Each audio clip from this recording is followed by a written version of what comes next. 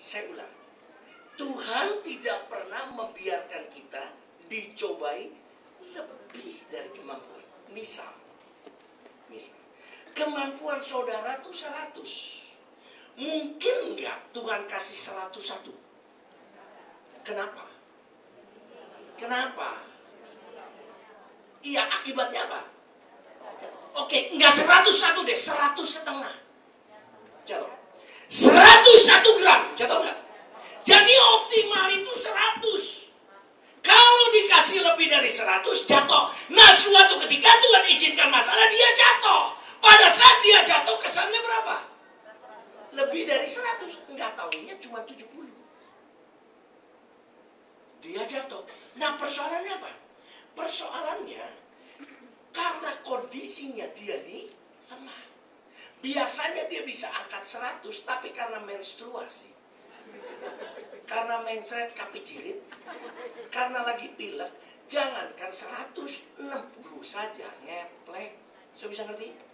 Nah, iblis dia pakai itu buat membuat kondisi kita tuh ngeplek. Dia nggak bisa rebut ininya. Nah, kurang ajarnya si ontohon orwedol bangkawarah merkedeweng merketeng-teng ngukunyunyun si ontohon itu. Dia tidak pakai serangan secara frontal. Dia menunggangi masalah yang Tuhan izinkan. Seperti enggak? Ini gue udah lagi kapicirit. Tuhan izinkan. Gini. Saudara, kita sebagai orang tua, kita didik anak kita sekolah macam-macam sampai les ini, les Inggris, les ini, kadang-kadang kasihan. Tujuannya satu, supaya makin hebat. Tetapi tujuan yang kita berikan pada anak kita yang supaya hebat, ditunggangi iblis. Lalu ngomong, tuh lihat, bapak lu cuma mikirin lu sekolah begini segala macam, anak-anak lain bisa lari-lari, main layangan segala macam. Lalu saudara, ketika anak itu iya, dia akan kecewanya sama siapa? Diri sendiri atau bapaknya? Itu dia. Nah, ini yang iblis bikin. Maka dari itu saudara sekalian, dengarkan baik-baik. Ayat yang tadi 58, berdiri teguh, jangan goyah. Sebab iblis memang sudah kalah, tapi dia belum dieksekusi mati. Jelas?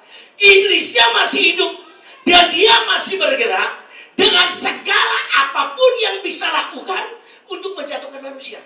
Pada waktu Adam dijatuhkan sama iblis, tidak nampak iblis seperti raksasa, seperti setan, benar setan, enggak. Tapi dia keluar seperti apa? Dia baik-baik, tidak nyerang. Tidak ada ayat yang berkata maka iblis, si ular itu menjejalkan mulut. Menjejalkan buah ke mulut Hawa. Enggak. Cuma ngebohongin. Cuma nipu. Nangkap Yesus sekalian. Dia dengan masalah ini, masalah itu, dibikin stres, dibikin kesel, dibikin kecewa. Kecewanya bukan sama orang Islam, bukan sama orang Buddha, dibikin kecewa sama pendeta, dibikin kecewa sama orang Kristen sendiri, sama suami sendiri, sampai membuat dia tuh stres. Nah, akibat stres ini yang nggak bisa dipakai, kena loh. Bisa mengerti maksud saya? Oleh karena itu, saudara perhatikan baik-baik. Iblis tidak bisa bikin kita jatuh. Semua bilang amin dulu. Kenapa? Karena kita tuh ada ini. Oke? Iblis hanya bisa menggoyahkan kita. Dibikin goyang. Nah, dia cara ngegoyanginnya bukan dia sendiri. Kalau mau lu tahu iblis yang bikin goyang lu, pasti dia akan lawan apa enggak? Tipu. Tetapi justru sebaliknya, yang bikin goyang tuh Yesus. Tuhan yang bikin goyang. Lalu dia berkata, Tuhan kenapa saya dibikin goyang? Maksudnya supaya lu tambah kuat. Tapi apa yang Yesus goyangkan supaya tambah kuat? Ditunggangi iblis. Sehingga dia jatuh. Ketika dia jatuh, dia marahnya sama siapa? Itu dia. Perhatikan baik-baik ya. Ibrani pasal 12. Ibrani 12 ayat 26, demikian firman Tuhan. Waktu itu suaranya menggoncangkan bumi. Suara siapa? Suara Tuhan. Kalau gua nanya tuh bukan berarti sama lu gua nanya. Melisbeth dan lain-lain, tolong dijawab. Ulang lagi. Waktu itu suara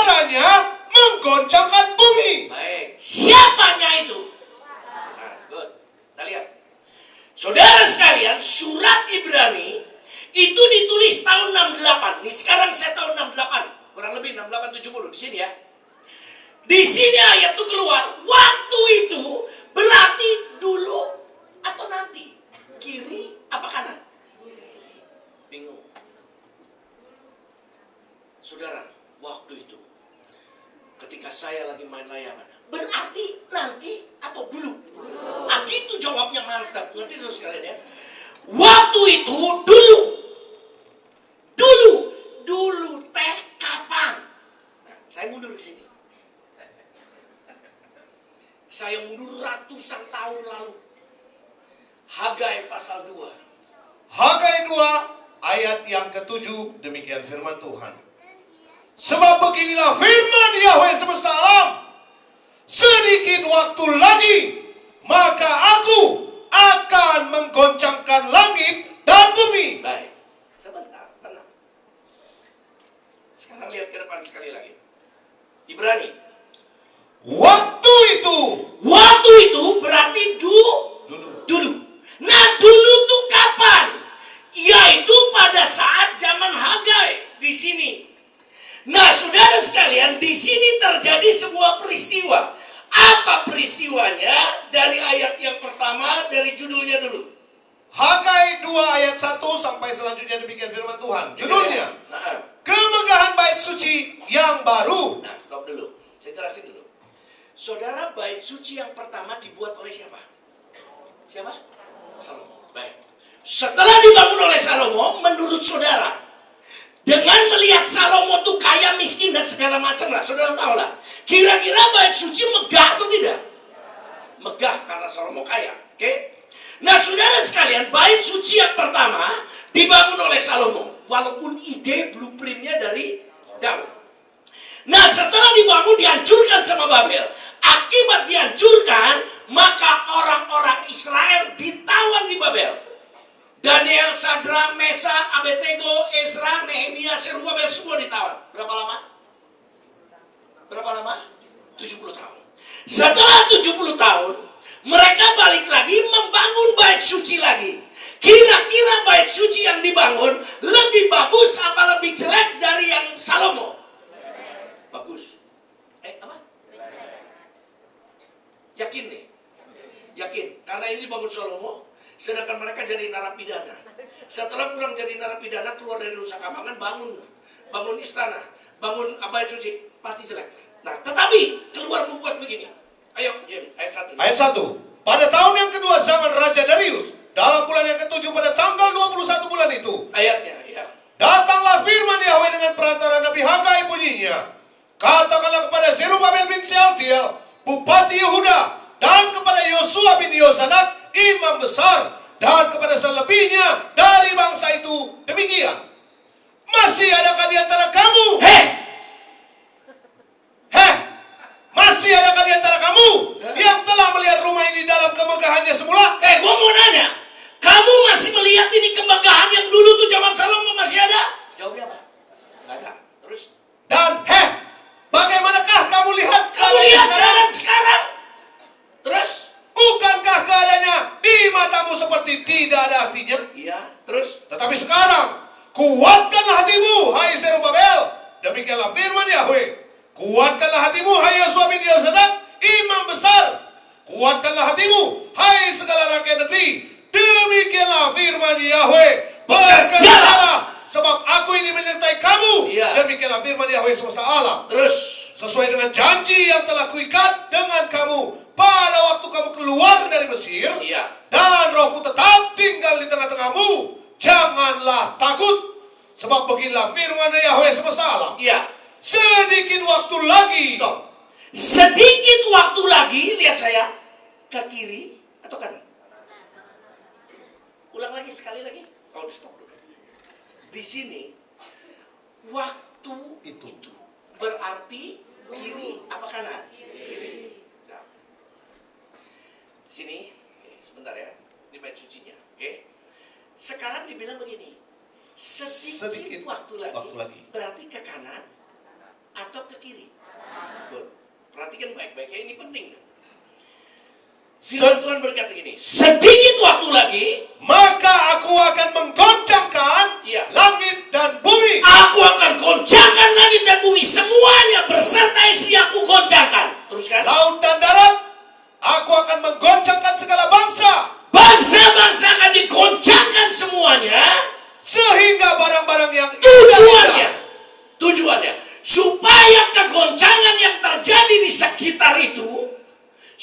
Supaya apa? Barang-barang yang indah-indah kepunyaan segala bangsa datang mengalir. Amin. Saya bisa ngerti? Ingat kan? Tujuannya gitu, baik atau jelek? Tapi dengar, kegoncangan yang Tuhan izinkan itu karena dia tinggal bareng-bareng, imbasnya kena.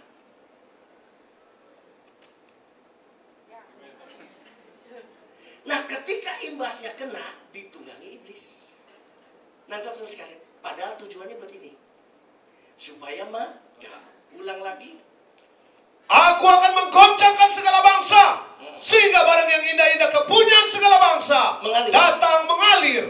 Maka aku akan memenuhi rumah ini dengan kemegahan. Rumah ini tuh apa? Bait suci. Yang pertama, kedua. Yang kedua, bagus apa jelek? Jelek. Semua kekayaan nanti akan masuk sini terus. Maka Tuhan akan memenuhi rumah ini, bait suci ini, dengan kemegahan. Firman Yahweh semesta alam. Terus, kepunyaan kula perak dan kepunyaan kula emas. Demikianlah firman Yahweh semesta alam. Adapun rumah ini yang jelek itu, yang nantinya akan menjadi megah itu, kemegahannya yang kemudian lebih megah, akan melebihi kemegahannya yang semula. Sudah dapat ya? Gue gak nanya lu. Ada? Nih, perhatikan ya. Bait suci yang kedua nanti akan jauh lebih megah. Saudara mau tahu? Yang membangun bait suci sampai megah ini apa? Bangsa-bangsa kafir. Herodes bukan orang Israel. Karena firman Tuhan berkata tadi, aku akan menggoncangkan segala bangsa. Baca. Sehingga barang-barang yang indah-indah kepunyaan segala bangsa-bangsa datang mengalir. Maka aku akan memenuhi rumah ini dengan kemegahan firman Yahweh. Terus. Kepunyaan kula perak dan kepunyaan kula emas. Demikianlah firman Yahweh semesta alam. Adapun rumah ini, kemegahannya yang kemudian, nanti kemegahannya akan melebihi kemegahannya yang semula. Jauh lebih hebat, lebih megah daripada waktu dibangun oleh Salomo. Dan itu terbukti. Dan memang terbukti bukan orang Israel yang bangun, orang yang namanya Herodes. Anda bisa tahu bait suci itu yang belah sana tingginya 54 meter, Jo. Wow, 54 meter, tidak ada yang namanya forklift, belum ada yang namanya helikopter. Sama dengan hotel 14 tingkat sebelum Masehi. Kenapa bisa begitu? Bertahun-tahun itu. Sampai saya pernah katakan, satu batu, satu gelondong beratnya 600 ton. Satu gelondong tanpa potongan. Semuanya tergenapi. Sehingga akhirnya bait suci yang kedua ini, saudara, jadi megah. Sampai sini jelas? Mengerti ini? Benar ya? Oke, duduk tinggi dulu. Dah. Duduk aja dulu. Sekarang balik lagi ke Ibrani. Dengar ya. Ibrani 12. Lihat saya. Ayat 26. Waktu itu. Kapan? Dulu. Zamannya si Hagai. Oke, Hagai. Terus. Waktu zaman Hagai, suaranya menggoncangkan bumi. Ya. Tetapi sekarang. Stop. Sekarang itu kapan?